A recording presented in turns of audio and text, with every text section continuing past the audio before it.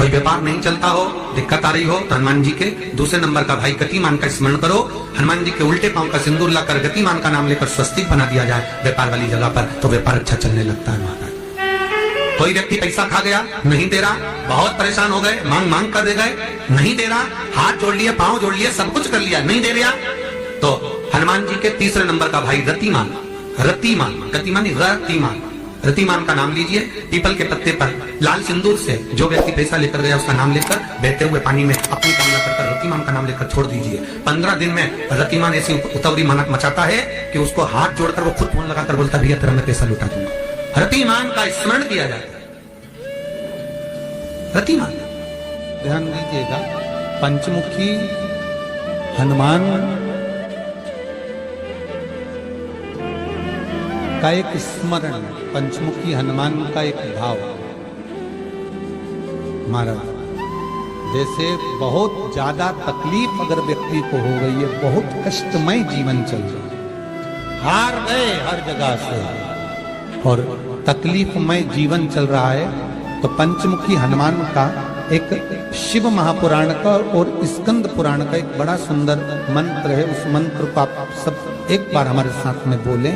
ओम नमो हनुमते रुद्र अवताराय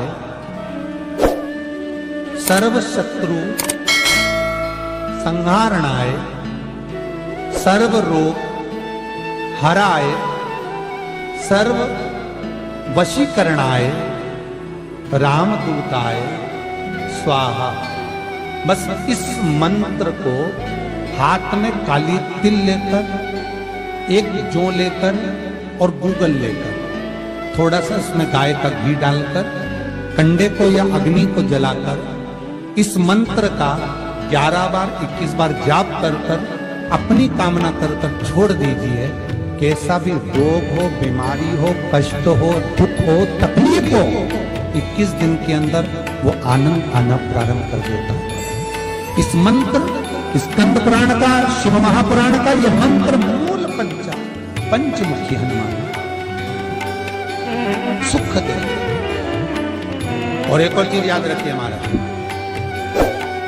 यदि कोई काम के लिए जा रहे हो, कोई व्यापार के लिए जा रहे हो या नौकरी करने के लिए जा रहे हो और लगी नहीं रही, बहुत तकलीफ पा रहे हो, सर्विस ही नहीं लग रही, बहुत कष्टमय हो गया, तो निवेदन करूंगा 5 पीपल के पत्ते पर बेसन के 5 लड्डू घर में बने हुए, गाय के घी के 5 लड्डू रख लो। उस लड्डू के बीचों बीच एक आटे का दिया और उसमें तिल्ली का तेल डालकर इसी मंत्र का प्रयोग कर कर पंचमुखी हनुमान का किसी भी हनुमान के मंदिर में जाकर, दक्षिण मुखी हनुमान के मंदिर में जाकर उसको रख कर आ जाइए। इसके बाद आप उस काम के लिए जाइए, आपका काम सफल हो जाएगा। आपको किसी को नहीं कहना पड़ेगा कि हाथ जोड़ना नहीं पड़ेगा, किसी के पांव नहीं पड़ना पड़ेंगे, तुरंत काम हो।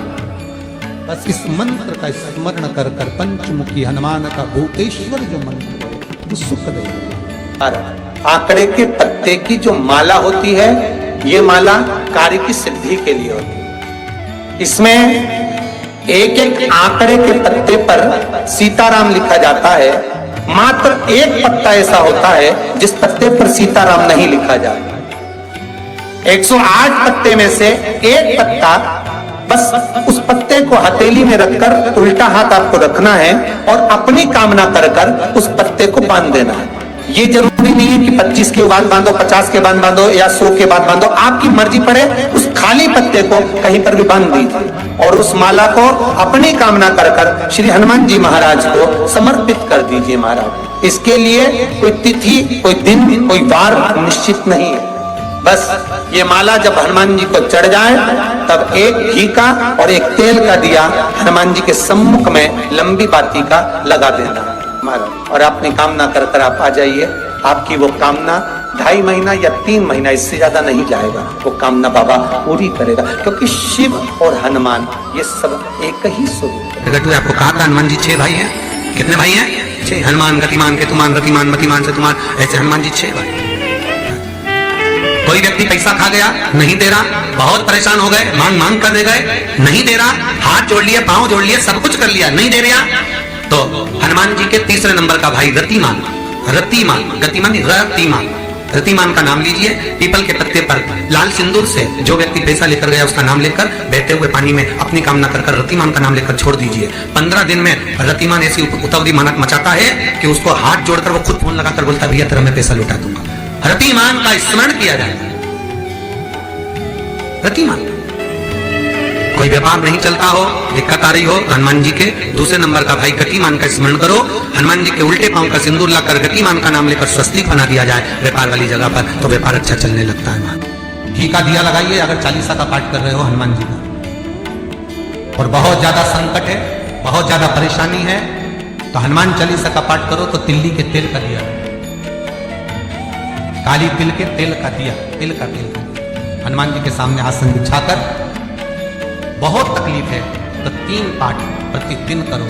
और एक आसन से जितने समय 9 बजे अगर आप बैठते हो पाठ करने तो 9 बजे ही बैठो। 11 दिन तक प्रतिदिन 3 पाठ रोज करो।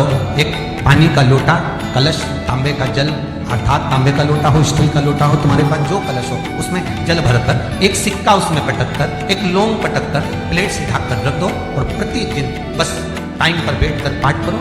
11 दिन पूर्ण होंगे, जिस कामना से आपने पाठ करा है बस वो सिक्का वो लौंग कलश में से निकाल लो, जल का आचमन करो और जिस काम के लिए करा है वो जल उस प्रयोग में ले लो। किसी से बात करने जाना है तो वो जल पी कर दो, कोई से हाथ मिलाना है तो वो सिक्का वो लौंग अपने हाथ में अपने साथ। कई लोग कहते हैं हम तो बहुत दिनों से हनुमान चालीसा पढ़ रहे हैं, हम बहुत समय से राम रक्षा स्तोत्र का पाठ कर रहे हैं, हम बहुत समय से ये अरे तो उसको नियम से तो करो। हनुमान चालीसा का प्राकट्य केवल एक दिल से की गई स्तुति, हनुमान जी महाराज की स्तुति, राम जी महाराज की स्तुति तुलसीदास जी ने केवल दिल से करी, केवल मन से। और ये नहीं कहते कि हनुमान चालीसा पढ़ोगे तभी भगवान, नहीं, आप दिल से अगर भगवान को पुकार लीजिए, आप दिल से पुकारो उसको, आए वो प्राप्त होगा और मिलेगा। उसके मिलन में देरी नहीं हो सकती, उसके मिलने में कोई चूक नहीं हो सकती, बस मन से चढ़ाओ एक लोटा जल। कभी कभी अगर ऐसा लगे जीवन में कि दुख बहुत ज्यादा आ गया है, बहुत तकलीफ आ गई है, तो लाल चंदन को घिसकर उस लाल चंदन का लेपन भगवान शंकर पर कर कर फिर पानी चढ़ाओ।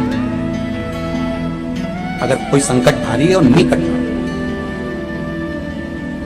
जैसे किसी नारी का गर्भ नहीं ठहर रहा, 15 साल हो गए, 20 साल हो गए, 25 साल, जैसे इसमें लिखा एक माता ने कि 18 साल की बेटी हो गई थी पर संतान में पुत्र नहीं, तो उसने भाव से कथा सुनी।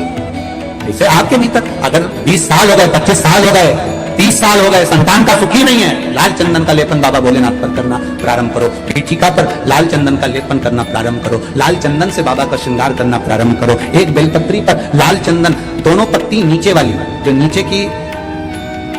नीचे की जो 2 पत्ती होती है इस पे लाल चंदन और बीच वाली पत्ती पर पीला चंदन लगाकर बाबा के शिवलिंग को समर्पित करिए, बाबा से प्रार्थना करिए, रोज प्रार्थना करो। परंतु एक बात का स्मरण रहे, 25 साल हो गए, 20 साल हो गए, 30 साल हो गए, संतान नहीं, तो पहले जल से अभिषेक कराना, अभिषेक कराकर उस जल का आचमन करने के बाद हाथ को खासा करना, धोना, उसके बाद में फिर वापस बाबा का स्नान कराओ, फिर चंदन का लेपन कराओ, फिर एक लोटा जल चढ़ाकर बाबा का स्नान कराओ। बाबा का बड़ा सुंदर भाव से लाल चंदन से जो अभिषेक करता है, बाबा को लेपन कर कर फिर जल चढ़ समर्पित करता है, निश्चित है उसकी गोदी मेरा देव अधिदेव महादेव जरूर पाता है, निश्चितता है, निश्चितता है। हम तो बेटियों से वेद करते हैं, जिसका विवाह नहीं हो रहा हो, 25 साल, 30 साल, 27 साल, 28 साल, 32 साल, 40 साल हो गए, नहीं हो रहा बेटा बेटी का विवाह, उसे लाल चंदन का प्रयोग अशोक सुंदरी वाली जगह पर 7 बिंदी लाल चंदन की लगाकर 7 बेलपत्र 7 बिंदी पर रखिए और महाराज अपनी कामना कर कर भगवान से आइए, बाबा करेगा, 3-4 महीने में विवाह पक्का करेगा। ये लाल चंदन की महत्वता है। शुद्ध रोग बढ़ गया, बेलपत्री के वृक्ष के नीचे दीप लगाना प्रारंभ करो, बाबा से विनती कर कर घी का दिया लगाइए बेलपत्र वृक्ष के नीचे, बाबा से रोग निवारण।